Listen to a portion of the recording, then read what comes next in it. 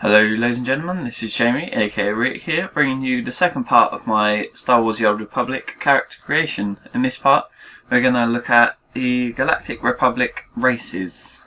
So last time I went through all the classes and showed you what you can get, and obviously each class can have every race as far as I can tell, so it's not like WoW where only some races, can have certain classes. I'm pretty sure that like all the races are in every class. So first of all, we'll start off with human, which obviously you've got the female and male. I'll show you both sides of it for the parts that actually matter. First of all, you've got body type, which is obviously, just the general stuff. As you can see, they get bigger and bigger as you go up. It's pretty obvious stuff. And then skin colour is the same. There's all sorts of different skin tones there, from one extreme to the other. You've got hair colour, which is your standard stuff. There's no like outrageous hair colours.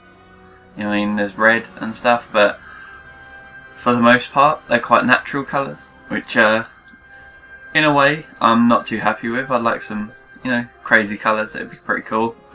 But cut of everything. Hairstyles, now these are quite interesting. Some of them are not that good. They look weird, but I suppose it is a Star Wars game. Not everyone has the most normal hairstyles in Star Wars, but yeah, it gives you a little brief idea. Some pretty crazy stuff going on there. not your normal hairstyle that you see someone walking down the street with, but Right, now we move into the face a little bit more. We've got cosmetics. Obviously, as you can see, it changes the lip colour and around the eyes and everything. It's pretty cool. There's a lot of options for these, like an absolute ton.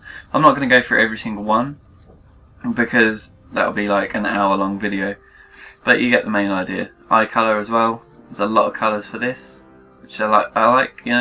Eye colour is important, believe it or not. Complexion, again, this is changing again what's on your face. As far as I can tell, there's all sorts of different stuff. There's one that that one. It's pretty cool. It looks like you've been wearing goggles out in either the sun or in like a sandstorm, and you've got a dirty face. It looks pretty cool, I have to say. And you got scars, all sorts. That one's like a burn. And you've got cuts across the face. The only thing about these is they don't change your eye. So if you've got a cut across your eye, it's highly likely that you've lost vision in that eye or something, and for some characters that would look absolutely awesome, but that's the one I go with most of the time. It's a little cheek scar, looks quite good. And heads, this is just like head shape, I guess. It's very general stuff, And obviously another thing, you can say randomize your whole character, right? So you zoom out. Right, what do I like about this character? Say we like the body type, we like the hair. So you click these little lock buttons, and then when you click random again, it will keep the same hair and body type, but change everything else. So there we go, I like that hair colour, it's pretty cool. So we'll lock that, and then you click random again. See, it changes everything else but the stuff you've locked, which I think is amazing. It's such a good idea, and it was about time that stuff like that kind of happened, because sometimes these options are quite daunting for people, so people don't know what to do. I struggled with this. I took ages building my first character, and ended up deleting it after about 2 minutes and starting again, so it didn't go too well in that respect. But yeah, so we'll go back, click the back button, I guess, and we'll have a look at the male quickly. So again, body type is exactly the same, it's general stuff with the body type. We're going to go into, so he's a big guy, the last one, very big man. Right, so this time you've got beards and stuff, which is awesome. You've got a lot of beards. I myself, I've got a good beard growing, my winter coat, as I call it. Now you've got to keep your face warm in the winter. That's pretty awesome. I think that's what I've got on my trooper, that one, but black. Pretty sure it is. Looks pretty cool. You got all sorts of stuff. They look pretty cool. Eye colour again, same as before. Complexion is all the same. Scars are all the same for male and female. Obviously hairstyles are a bit different. Again, you've got some pretty strange ones. But I think for the most part the male hairstyles are a bit more normal than the female ones, from what I can tell. You know, they're kind of things that you may see on a person in real life, whereas the female ones, not all of them are. Some of them are a bit, you know, a bit weird. But you know, it's Star Wars. You know, it's not everyday life. So we're going to go back, and we're going to show you the next race, which is Twi'lek, which is actually my favourite race so far. So they look pretty awesome. I guess I'll show you male and female again. Females have this little like headband thing. There's a lot of options for that, so you can change all that. One thing like weird about Twi'leks is the females have these like weird pointy ears, and the males have like proper ears. And this patterns and cosmetics, you can change the stuff that appears on. I don't know what they are, I don't know what they're called, but yeah, I go for, which one is it? That one looks pretty awesome if you zoom out. That looks pretty cool, I have to say.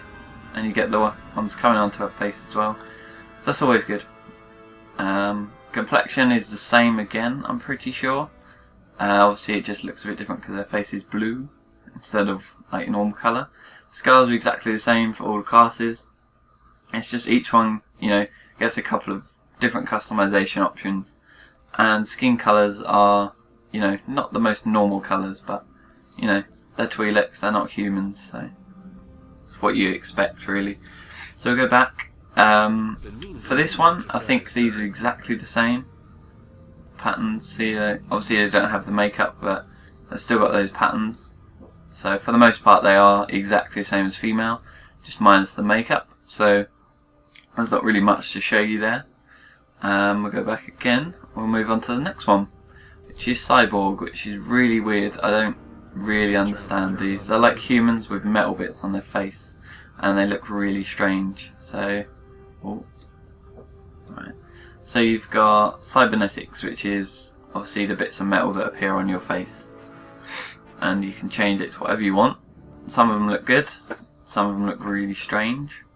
For the most part, you know, they're all strange. I can't see myself ever making a cyborg, just because of the fact that they do look really strange. They've got all the customization options of a human. They've got the skin tones, the hair colour, the hairstyles, everything is the same as human. They've just got this extra cybernetics bar, which, you know, kind of seems a bit weird to me. I mean, that one, why would you have that? You know, it's weird. Not a big fan of cyborgs, and I'm not sure if the females are exactly the same as the human females. Just, yeah, it looks like it. They've got all the same stuff, it's just, again, they've got the cybernetics part as well, which makes them look stupid in my opinion. So, you know, I'm probably never going to make a cyborg, but, you know, they do appear in Star Wars world, so I suppose you got to have them in there at some point. Next one is Zabrak. That's like the Empire have one of these as well, but they're like the evil ones, like Darth Maul. The Republic ones, I'm not sure if you can have the red face like you. I know you can on the Empire side, but from what I see, you can't have that on the Republic side. It's just like, you know, the same skin tones as humans have. So just with the, you know, you got facial tattoos and stuff there, and then obviously the horns and stuff. So you can't go for a Darth Maul on the Republic side, but you can on the Empire side, which I'll get around to showing you a bit later on, because they are pretty awesome, I have to say. So again, I think for the most part they are similar to humans, just obviously they've got the horns and the tattoos different, and the hairstyles are obviously different, but from what I can see the hair colours are all the same.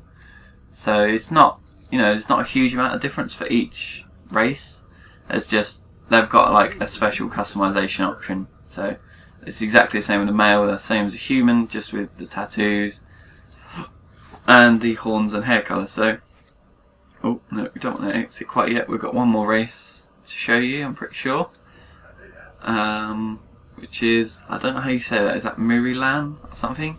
I probably balls that up pretty bad, but they look like orcs, kind of, just because of the green face. But These again, they have tattoos on their face.